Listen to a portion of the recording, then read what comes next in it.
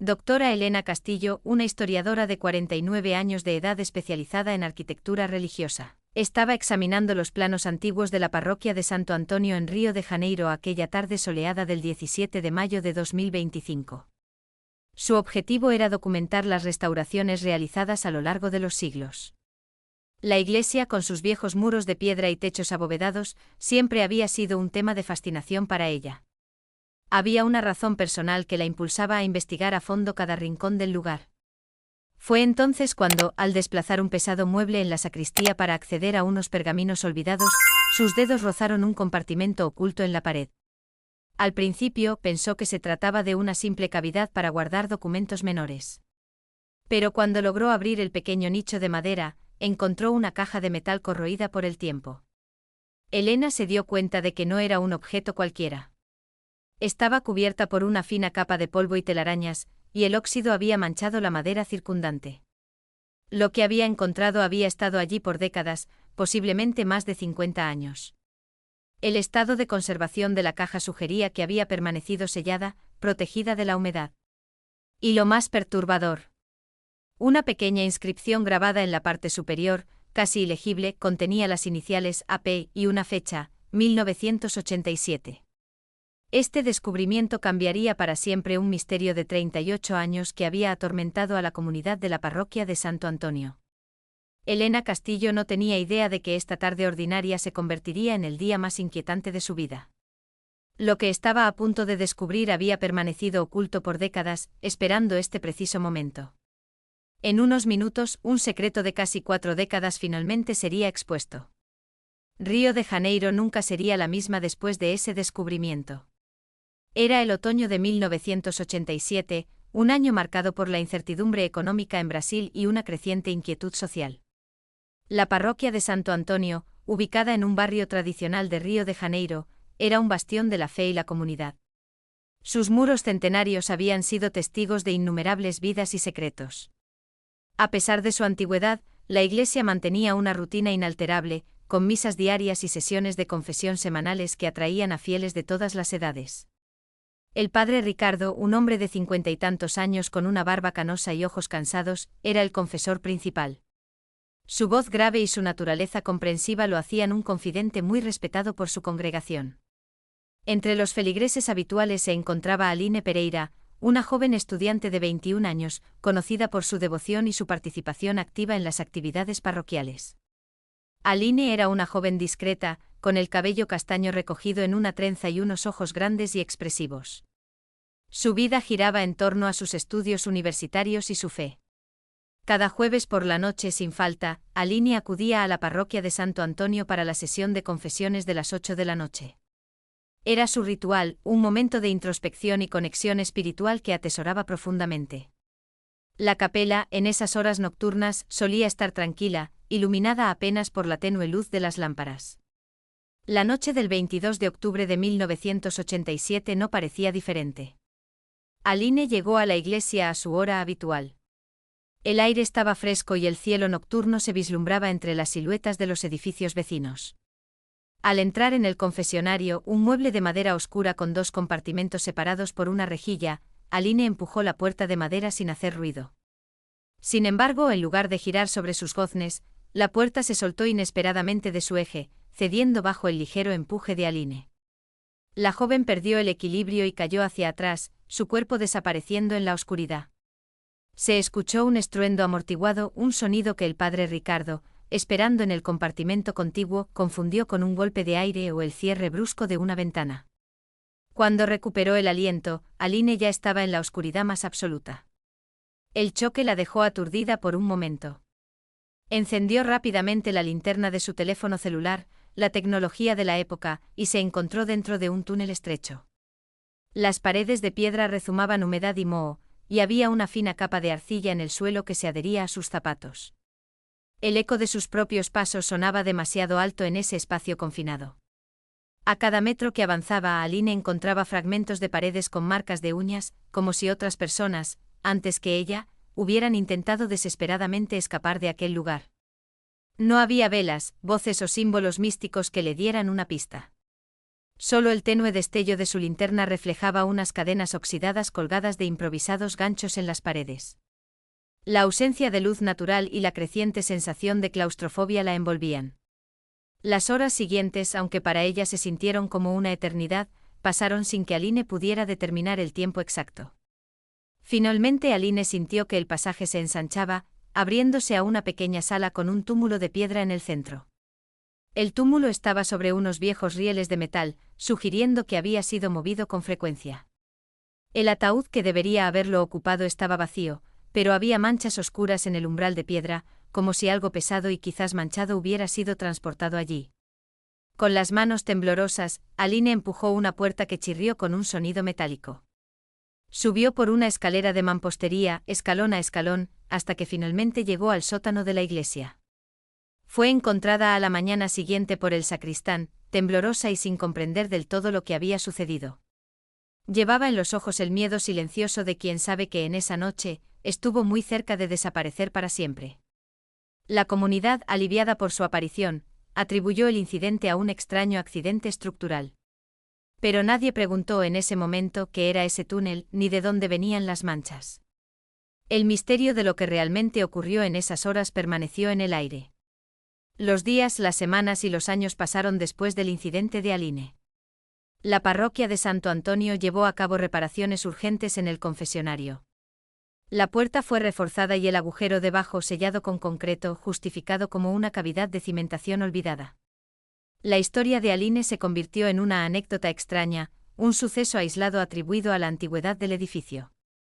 La comunidad, en su mayoría, optó por no ahondar en el asunto, quizás por una mezcla de superstición y deseo de mantener la paz. El padre Ricardo, visiblemente afectado por el evento, fue trasladado a otra parroquia unos meses después, aparentemente por motivos de salud. Su partida dejó un vacío, pero el ritmo de la vida parroquial continuó sin mayores interrupciones. Aline, por su parte, nunca volvió a ser la misma. Aunque intentó seguir con su vida universitaria, los recuerdos de la oscuridad, los arañazos en las paredes y la tumba vacía la atormentaban. Sufrió de pesadillas recurrentes y desarrolló una profunda aversión a los espacios cerrados. Eventualmente se mudó de Río de Janeiro, buscando un nuevo comienzo y una forma de escapar de los fantasmas de aquella noche. Su familia nunca comprendió del todo la magnitud de su trauma. Mientras el tiempo pasaba, el secreto bajo la parroquia de Santo Antonio permanecía intacto, un eco silencioso de la verdad oculta. Lo que Aline había encontrado no era un accidente. Era un túnel secreto, parte de un sistema subterráneo mucho más extenso, utilizado con propósitos siniestros.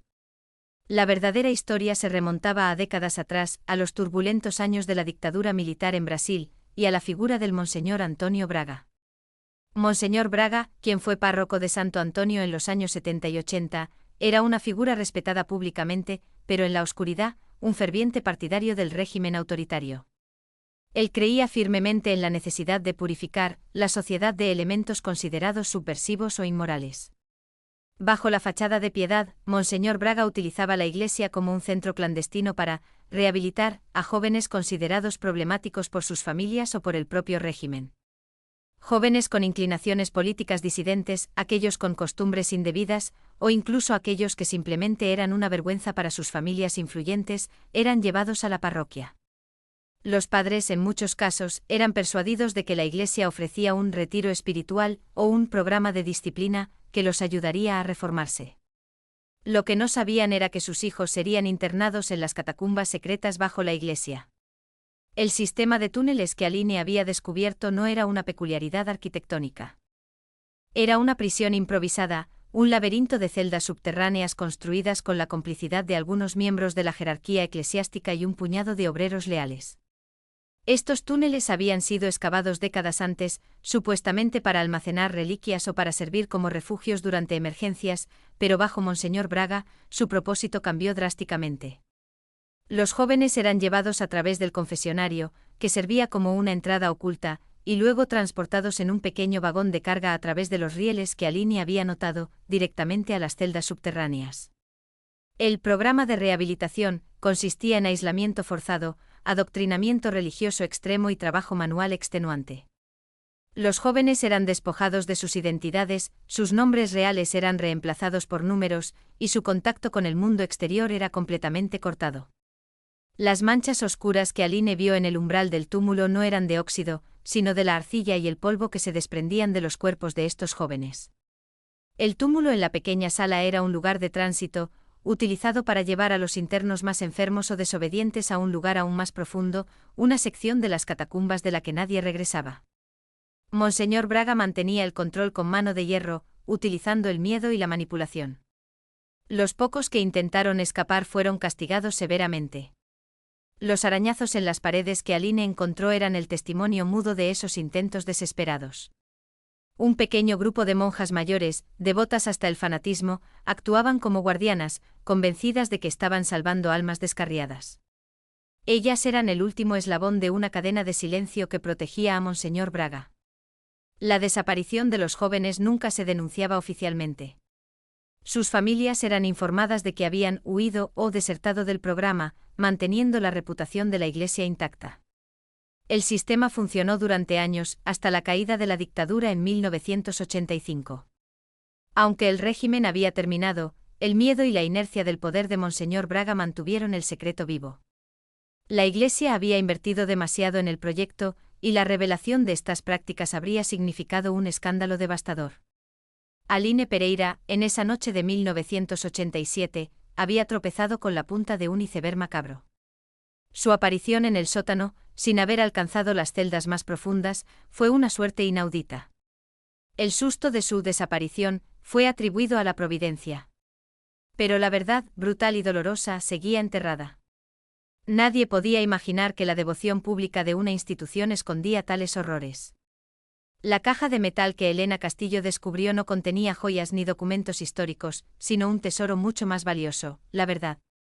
Dentro, cuidadosamente envueltos en un paño de lino amarillento, había un diario encuadernado en cuero y una serie de cartas escritas a mano. El diario pertenecía a la hermana Lucia, una monja de 78 años de edad, que había servido en la parroquia de Santo Antonio durante más de 40 años. Hermana Lucia había sido una de las guardianas en las catacumbas. Sin embargo, a diferencia de las otras monjas, su fe no era ciega. Hermana Lucia había presenciado las atrocidades cometidas bajo el mando de Monseñor Braga. Había visto a jóvenes, algunos apenas adolescentes, ser arrastrados a la oscuridad, sus ojos llenos de miedo y desesperación. Al principio creyó en la rehabilitación forzada, en la justificación de que estaban salvando almas. Pero con el tiempo la brutalidad de los métodos y la desesperación de los internos erosionaron su fe en la causa. La hermana Lucia había sido una de las pocas que se atrevió a ayudar a algunos de los jóvenes en secreto, dándoles agua extra o una palabra de consuelo. No pudo hacer más, pues el miedo a Monseñor Braga y sus cómplices era paralizante. La hermana Lucia había conservado el diario en secreto durante décadas, registrando meticulosamente los nombres de los jóvenes desaparecidos, las fechas de su ingreso y las circunstancias de su rehabilitación. Anotó los nombres de los cómplices de Monseñor Braga, incluyendo a otros sacerdotes y feligreses influyentes. Su conciencia la atormentaba. Había vivido con un peso inmenso en su alma, la culpa de su complicidad pasiva, el arrepentimiento por no haber hecho más. Sin embargo, el miedo a las represalias era muy real. El poder de Monseñor Braga y sus conexiones eran inmensos. La razón por la que la verdad estaba saliendo a la luz ahora era simple. La hermana Lucia había fallecido 2 semanas antes del descubrimiento de Elena Castillo. Su muerte apacible en su cama del convento liberó su espíritu de la obligación del silencio. Antes de morir, y sintiendo que su tiempo se acababa, la hermana Lucia había dejado instrucciones precisas.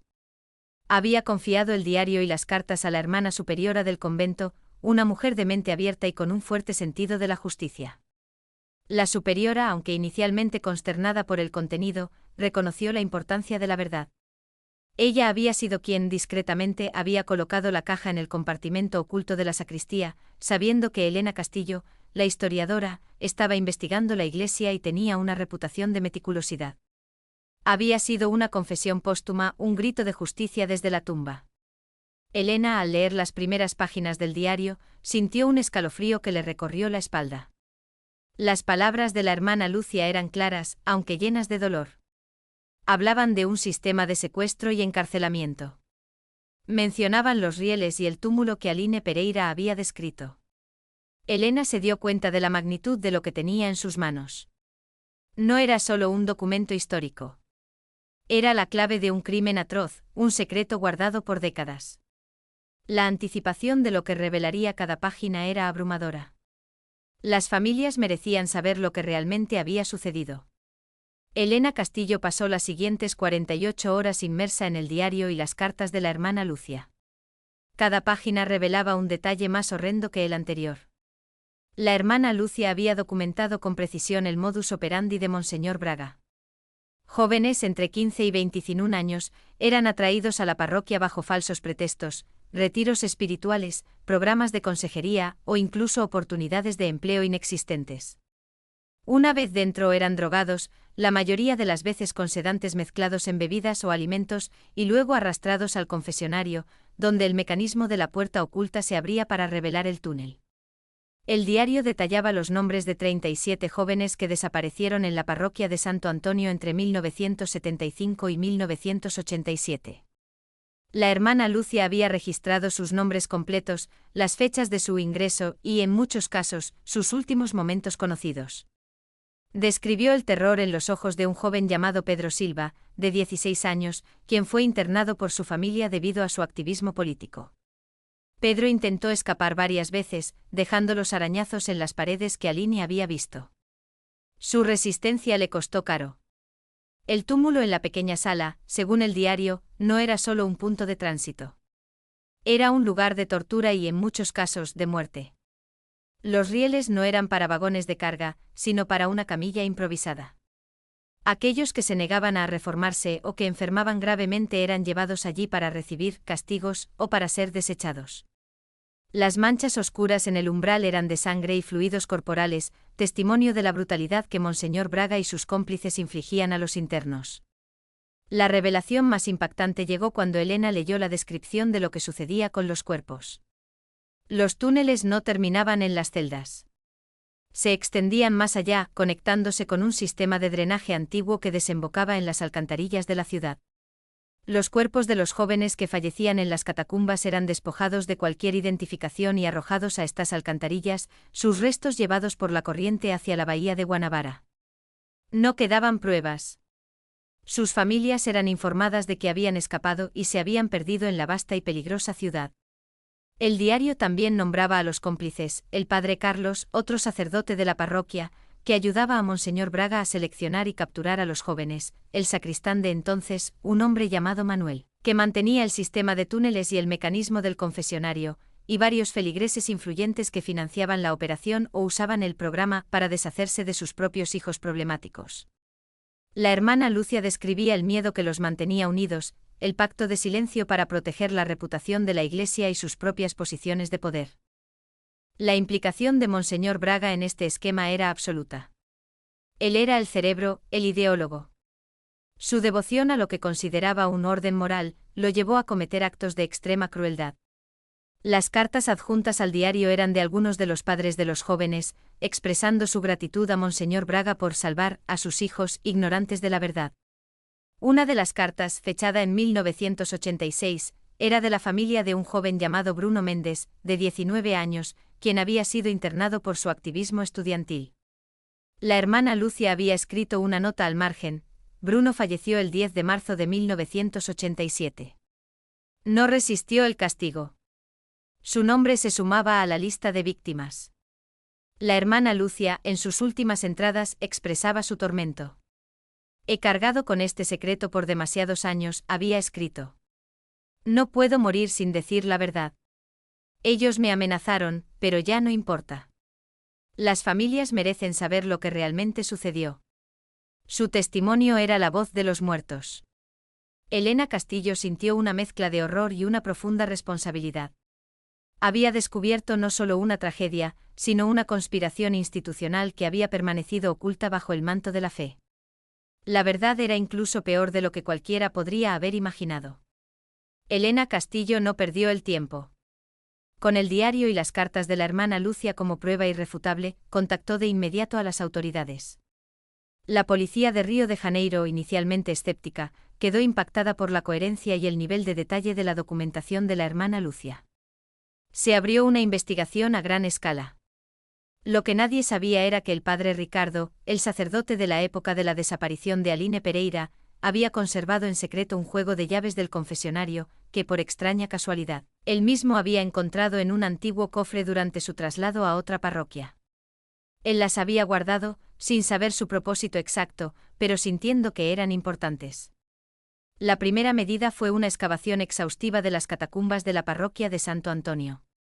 Con el mapa rudimentario dibujado por la hermana Lucia en su diario, los ingenieros y forenses descubrieron no solo los túneles que se conectaban al sistema de alcantarillado, sino también una serie de celdas ocultas y una pequeña capilla subterránea que Monseñor Braga usaba para sus rituales de purificación. Lo más desgarrador fue el descubrimiento de restos óseos dispersos en varias secciones de los túneles y en el sistema de drenaje.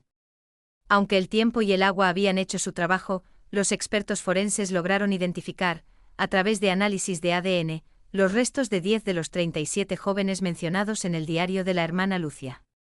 Entre ellos se encontraban los de Pedro Silva y Bruno Méndez. La noticia de la revelación estalló como una bomba en Río de Janeiro y en todo Brasil. Los medios de comunicación informaron con avidez sobre el horror de Santo Antonio. La parroquia de Santo Antonio fue clausurada temporalmente y el Vaticano emitió un comunicado expresando su profunda consternación y dolor, prometiendo una investigación interna exhaustiva y una reparación moral a las víctimas. Monseñor Braga había fallecido hacía años, pero el padre Carlos, su principal cómplice, aún vivía. Ahora era un anciano frágil, pero fue arrestado y procesado. El sacristán Manuel también fue detenido. Ambos negaron los cargos inicialmente, pero la evidencia del diario, los restos óseos y el testimonio de algunos familiares que recordaban la desaparición de sus seres queridos, resultaron irrefutables. Fueron condenados a largas penas de prisión. La revelación tuvo un impacto devastador en las familias de los jóvenes desaparecidos. Muchos habían vivido décadas con la angustia de no saber el destino de sus hijos, creyendo las mentiras de la Iglesia o de sus propios parientes. Ahora, aunque la verdad era brutal, les ofrecía un cierre. Se organizaron servicios conmemorativos y la comunidad se unió en el duelo y la indignación. Aline Pereira, que se había mudado a Sao Paulo, vio la noticia en televisión. El trauma de su propia experiencia en el confesionario cobró un nuevo y macabro significado. Se unió a las familias en la búsqueda de justicia, compartiendo su testimonio con la policía. Su relato, antes descartado, ahora era una pieza vital del rompecabezas. Las consecuencias de la revelación fueron de largo alcance. Se iniciaron debates nacionales sobre la responsabilidad institucional, el abuso de poder y la importancia de desenterrar las verdades ocultas de la historia reciente de Brasil. La fe en la Iglesia Católica se vio sacudida para muchos, pero otros vieron en la hermana Lucia un símbolo de redención y verdad. La hermana superiora del convento, quien había facilitado el descubrimiento, fue elogiada por su valentía. El padre Ricardo, con el corazón apesadumbrado, entregó las llaves que había conservado, comprendiendo el peso de su significado. Los supervivientes del programa, aquellos que lograron ser rehabilitados y liberados, si es que hubo alguno, permanecieron en el anonimato. Sus identidades fueron protegidas por las autoridades. La mayoría de ellos probablemente nunca se recuperó del trauma, viviendo en un silencio forzado. La parroquia de Santo Antonio fue reabierta meses después de la revelación, pero ya no era la misma. El confesionario, que una vez fue una puerta a la oscuridad, fue desmantelado y reemplazado por un memorial a las víctimas. Las catacumbas fueron selladas permanentemente. El lugar que antes era un centro de fe y comunidad se convirtió en un sombrío recordatorio de un pasado brutal. La hermana Lucia fue honrada póstumamente por su valentía y su búsqueda de la verdad. Su diario se convirtió en un documento histórico invaluable, un testimonio de la resiliencia del espíritu humano frente a la oscuridad. Las familias de las víctimas, aunque devastadas, encontraron consuelo en el hecho de que la verdad había salido a la luz. La búsqueda de los restos de los demás jóvenes continuó, un doloroso recordatorio de que la historia no siempre ofrece un cierre completo. El caso de Santo Antonio se convirtió en un símbolo de la importancia de desenterrar los secretos institucionales y de no permitir que el silencio cubra la injusticia. La historia de Aline Pereira, la joven que estuvo tan cerca de desaparecer, es un eco de que la verdad, por más enterrada que esté, siempre encuentra la manera de salir a la luz. A veces solo necesita una puerta que se desprenda y un corazón valiente para ser revelada. Lo que Elena Castillo encontró ese día fue mucho más que un tesoro histórico. Fue la llave a una tragedia oculta, un recordatorio sombrío de que los horrores del pasado pueden permanecer latentes bajo la superficie de la vida cotidiana. La historia de la parroquia de Santo Antonio es un testimonio de la oscuridad que puede surgir incluso en los lugares más sagrados y de la perseverancia de la verdad. Siempre hay algo más allá de lo que vemos. La pregunta es, ¿estamos dispuestos a buscarlo? ¿Qué otros secretos permanecerán ocultos si nadie se atreve a mirar detrás del velo?